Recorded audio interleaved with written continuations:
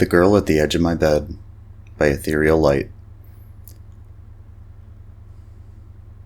One time, I was sleeping with my arm hanging off the side of the bed. I was extremely tired because I hadn't been sleeping well.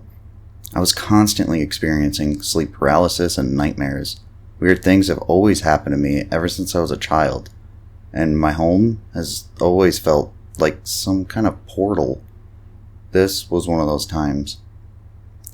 When I finally managed to fall asleep, I felt a cold hand grab my index finger. The touch was so icy that it woke me up. Or so I thought. When I opened my eyes, I saw a young girl in a white gown, her skin pale as snow, with wide black eyes and long black hair. She was staring at me as she held my finger. She didn't move or make a sound. Just stared directly into my eyes. Her expression was impossible to describe, both uncanny and somehow ancient. I couldn't move. I couldn't scream. All I could do was stare back at her. I was terrified because she didn't look like she belonged to this world, yet there was a familiar feeling I got about her, as if I had seen her before. Like deep down, my unconscious mind knew I knew her. This went on for what felt like an eternity, until I finally just woke up. When I looked again at the edge of my bed, there was nothing there. From that day on, I never slept with my arm hanging off the side of the bed again.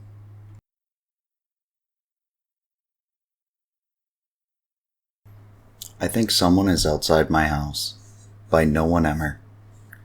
I'm an engineering student who studies far away from my home. Sometimes, as we only have classes from Monday to Friday, I try to go back to my parents' house over the weekends and usually come back to the university on Sunday night. Over time, I've become somewhat of a night owl. I'm usually awake until 2 or 3 a.m. Until then, I like to just switch off the lights and lie in my bed, mindlessly scrolling. One day, out of nowhere though, I heard something moving outside my house.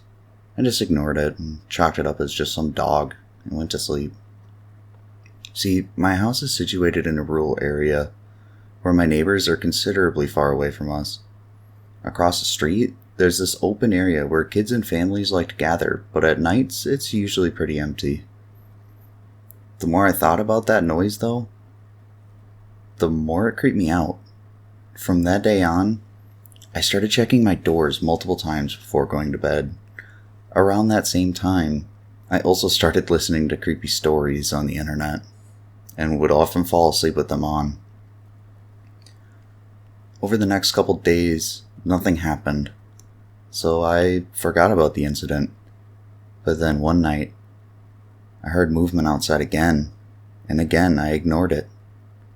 This then became a usual event night after night, but I was too scared to check or inform my parents, as they'd just say it was because of the stories or it's just in my head. About a week later, when I was visiting my parents for the usual weekend stay, I heard movement outside again, and again I tried to ignore it as usual, but this time it was worse. See, I was watching a movie, a scary movie of course, and suddenly I heard the front door handle try to turn. And at first I was startled and paused the movie and kind of listened in, but there was nothing, of course. So I again just ignored it, thinking it was just my mind playing games. But then it happened again. But this time it was much louder and with more strength. That's when I began to feel afraid.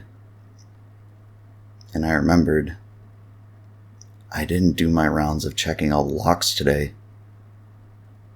But I was frozen. All I thought was, if I missed one or one happened to be unlocked, it's too late now. That's when it happened. The door slammed open, and with it came a bright light.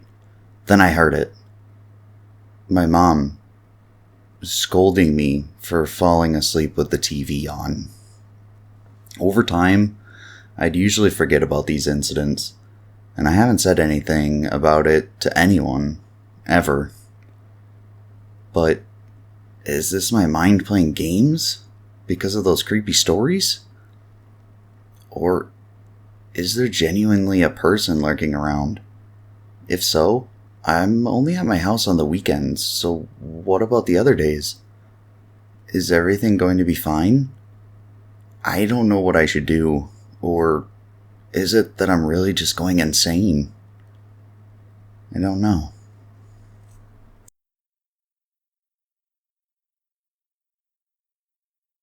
Not a Normal Road by A Big Dreamer. I shouldn't have come on this road. I don't know why I thought this was a good idea. Well, my friends did dare me to come out here, but it was my fault for being such an idiot.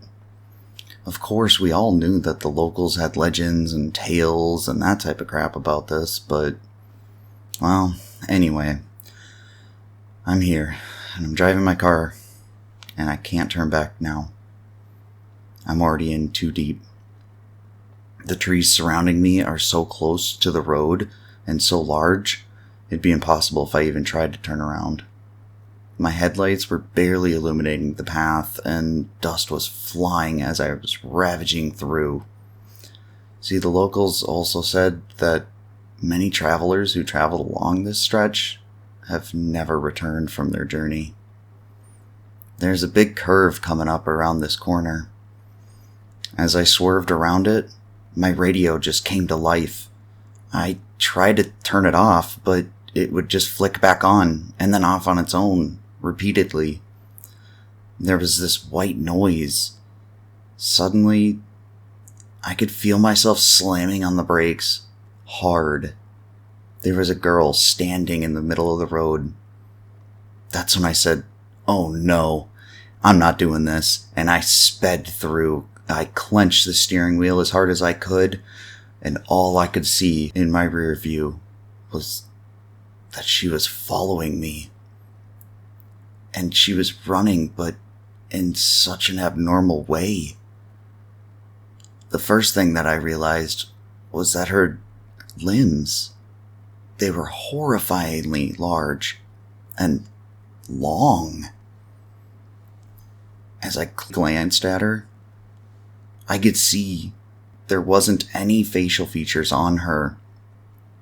I drove away faster and looked again. She was gone. Then, as minutes passed, there was a loud bang, and I could hear her on the roof of my car. I swayed side to side. I could hear her screaming, and then I saw it. The thing fell off. But for some reason, this road seemed never ending.